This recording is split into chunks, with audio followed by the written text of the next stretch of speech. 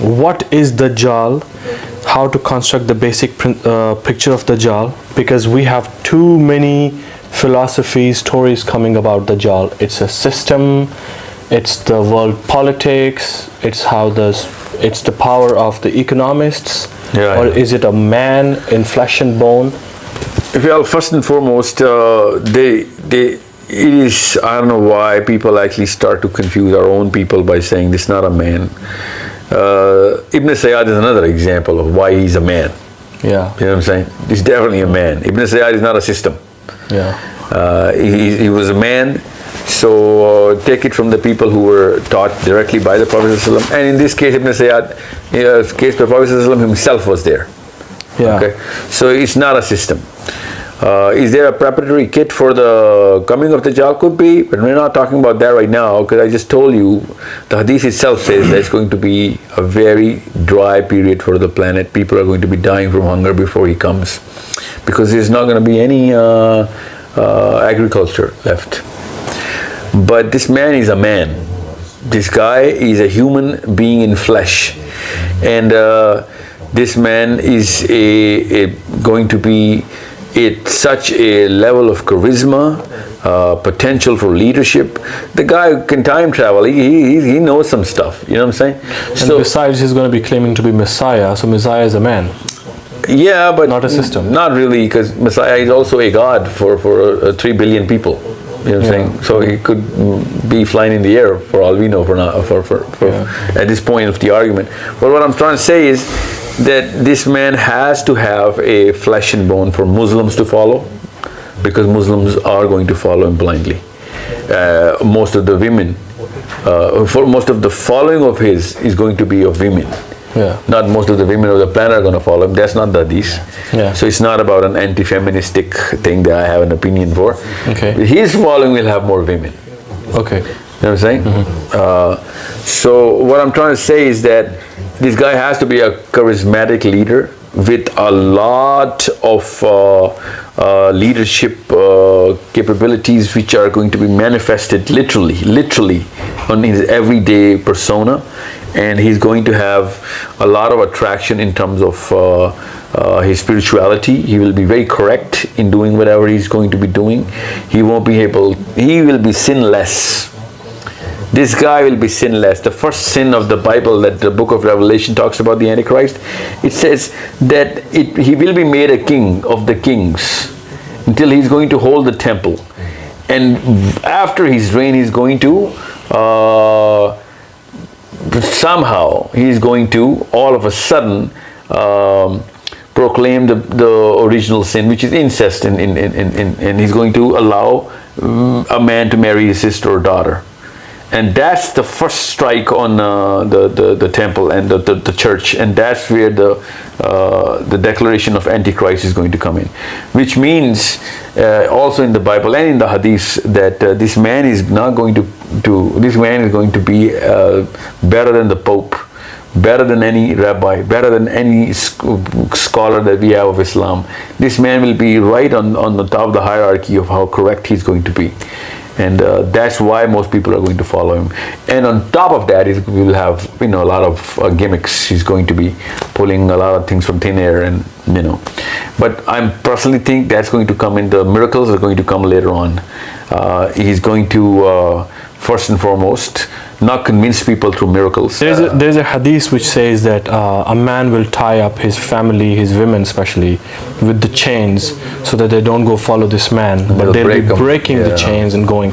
And you also used a word savior for this guy.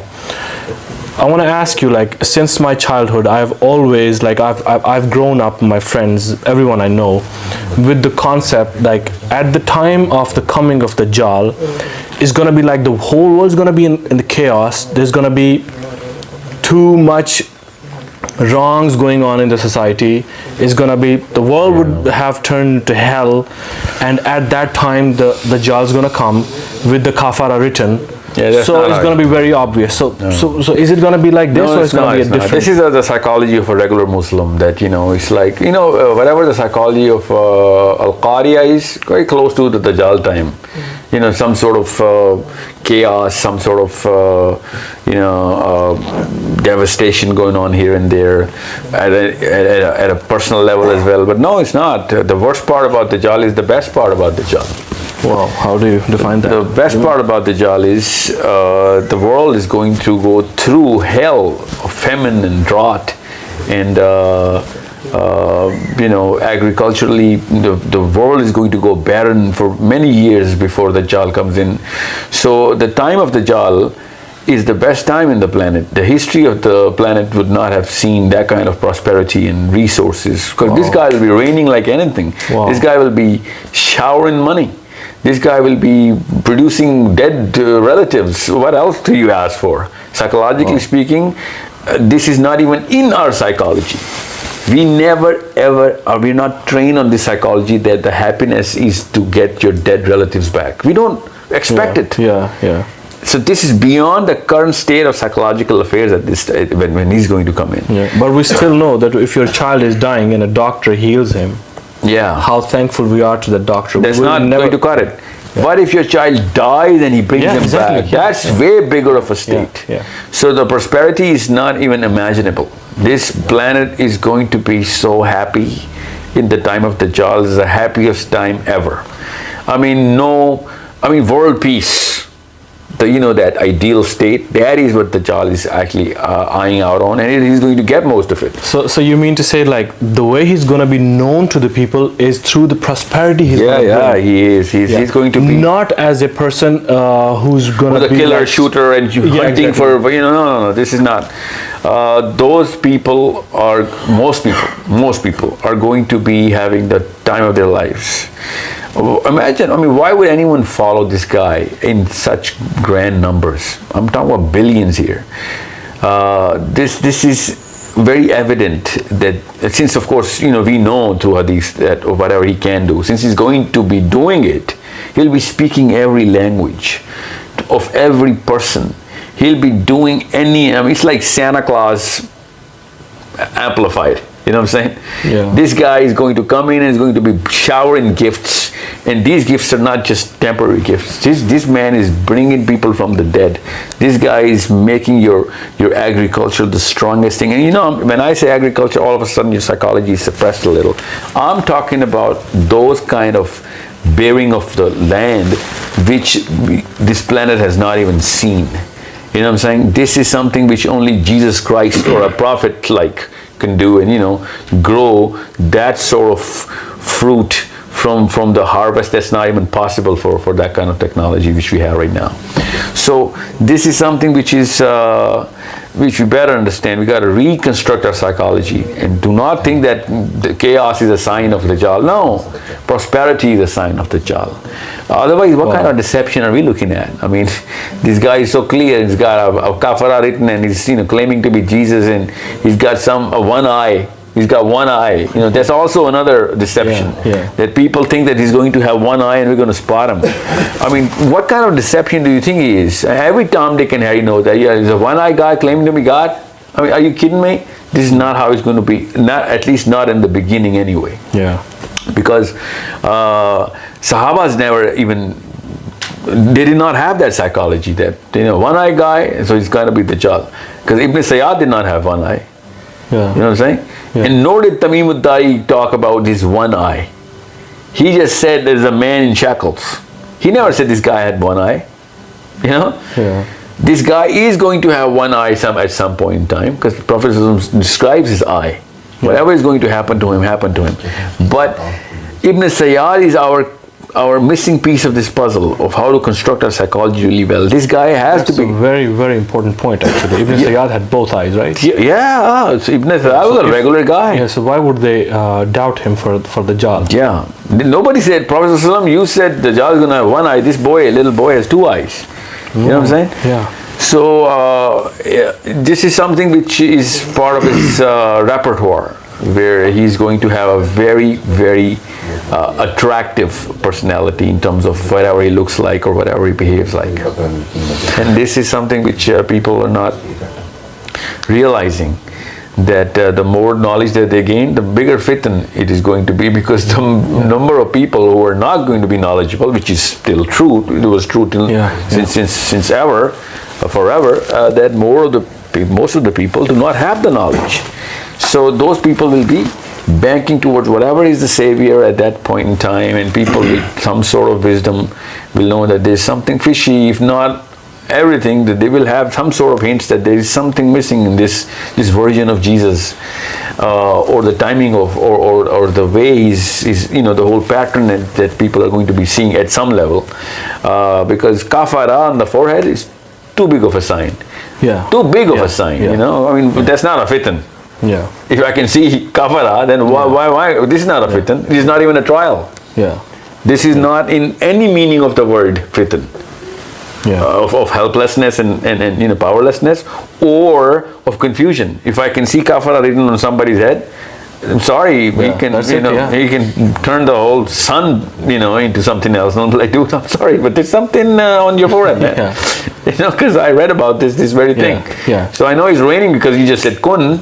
Sorry, but why don't you just say kun to your forehead and just erase this first, man? Yeah. You know what I'm saying? Because this is something which is bothering me. That's one of the most confusing points, because we've been told that he's going to be having a very clear statement written on his forehead, that still I won't be able to do anything about it. Because that's why it's fitan.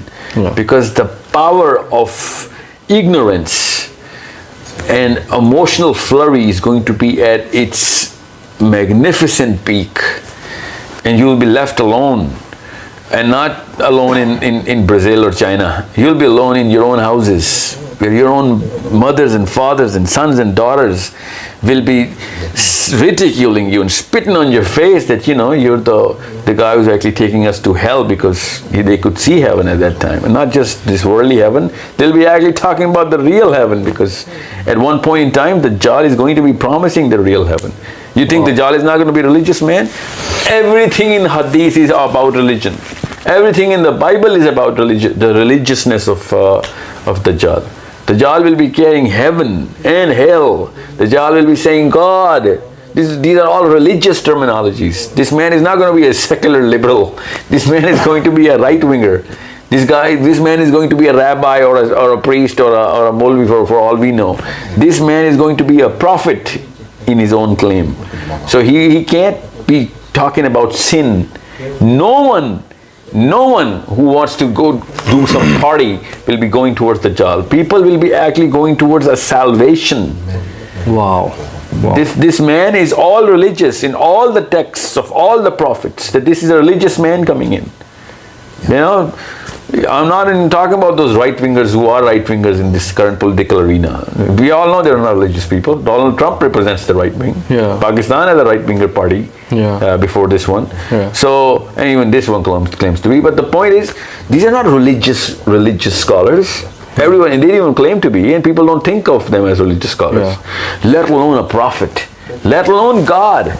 At this point in time, we better understand that this is a rabbi coming in, and this guy is going to be quoting Quran, and is going to be making you understand, because ulama are going to be giving bay'ah to Dajjal. Muslims are going to be giving bay'ah to Dajjal. Christians are going to be giving bay'ah to Dajjal. This is such a big problem. People are not realizing that. What is the believer going through at that time? Yeah. He's going through losing everything he likes, losing everyone he loves, losing every child of his. This is the kind of helplessness this man is going through, and this is the real fitan for the believers. And at the worst of the worst state that he has is to do is to flee.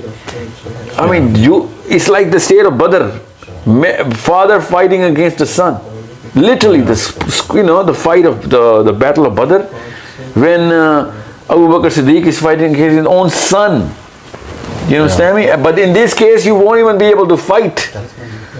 And you're told to flee. Imagine the fitan at that time, that I'm leaving my little daughter and son, and it is a little like Nuh alayhi salam. This guy who is going to come up with some sort of all the sorts of political solutions and financial solutions, and he's going to be really eloquent. People will be drooling over his speeches, and he will make things happen. It's not like that, he's not going to be like Obama or Putin or whatever leader, or Mandela, where they actually look for the majority of the people. He will be looking at all of the people.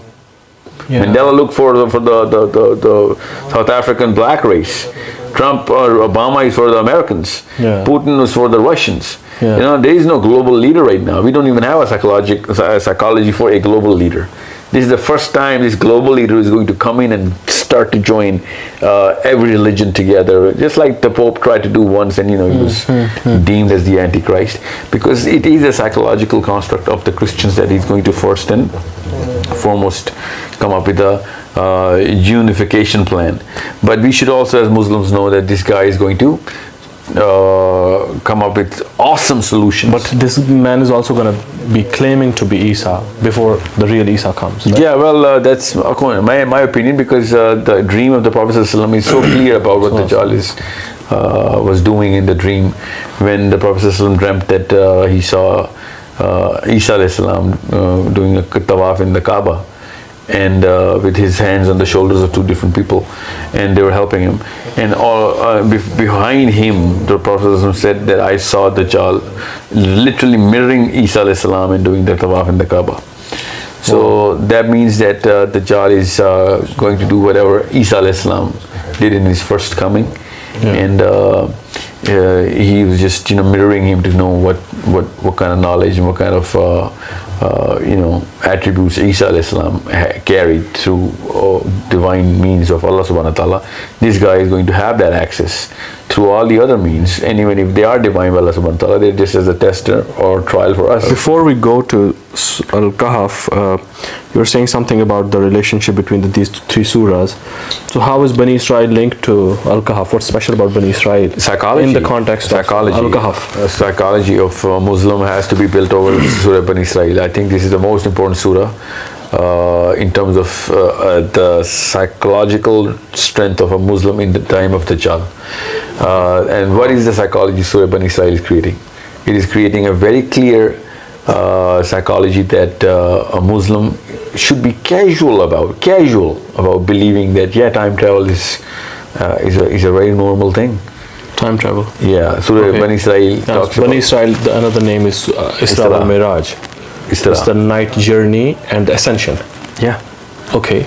Because the surah starts with literally of how Allah Ta'ala is saying that we took our Prophet in the smallest part of the night towards the seven heavens and made him go through all of the journey, and it made him see all of those great signs of Allah Subhanahu wa Ta'ala.